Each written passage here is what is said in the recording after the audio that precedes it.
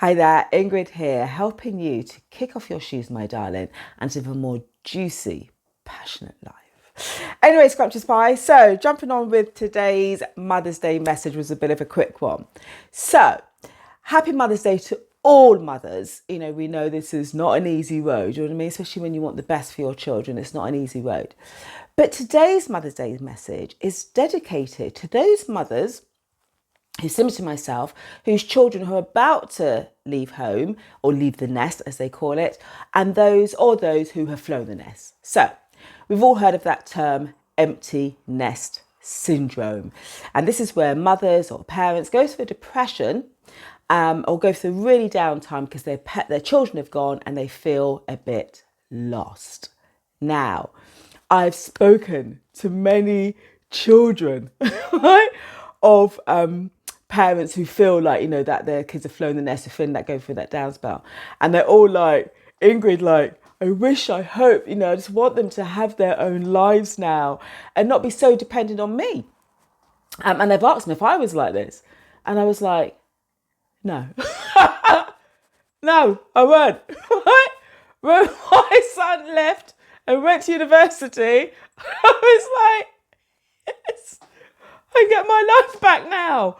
I could get my life back. That child took the whole of my energy for like how many years? You know, so now I'm like, I was big into his education, all the rest of it. It took every part of my being. Do you know what I mean? I always say Max got the blood, the energy from my little toe. Everything went to this child. And when he went off to university, he was like, I think, how are you going to cope, Margaret? I was thinking, great. Don't show him this. Right. I was like, great. I can get my life back now. Right. This is the time, my darling. Empty nest nonsense. This is the time now you can rebuild and get back and start creating your precious, juicy life. Okay, my lovely? So, you know, little by little, step by step, this is your time now. Do you know what I mean? We've given all that energy to the kid. And like I said, my kid got all of me. Do you know what I mean? And it was like challenging every step of the way because, you know, I'm dealing with all those biases like for young black boy. So for him to reach his full potential was nuts. And really this should have stopped at secondary school, but it didn't. You know, there's a whole story about that, which I'll share another day. But after he did his GCSEs, did incredibly well then, he then dipped, wants to kick back. I've got to do A-levels, son. Do another year, innit? My energy again. Do you know what I mean? Getting him back on track to do his A-levels. And then gets to uni, wants to kick back again. Right?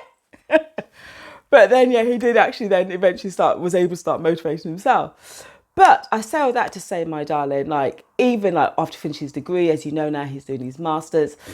And even then, you know, he wanted to do that anyway, but I helped encourage that. I was like, yes, son, off you pop. So I thought, the moment you come back home, it's taking my energy again. So I was like, yeah, do your PhD, son. And what comes after that? Can you do a TKQ, PKI, TKB, TK Max? Like, what qualification can you do next? Don't be rushing to this life part. Alright? There's like this whole, like, you know, working and pay bills, blah, blah. Don't rush. There's plenty of time for that. What other qualifications can you do? After that, stay there. Oh, my darlings. But yeah, fun and joke aside, my darling. Let's kick this term to the curb.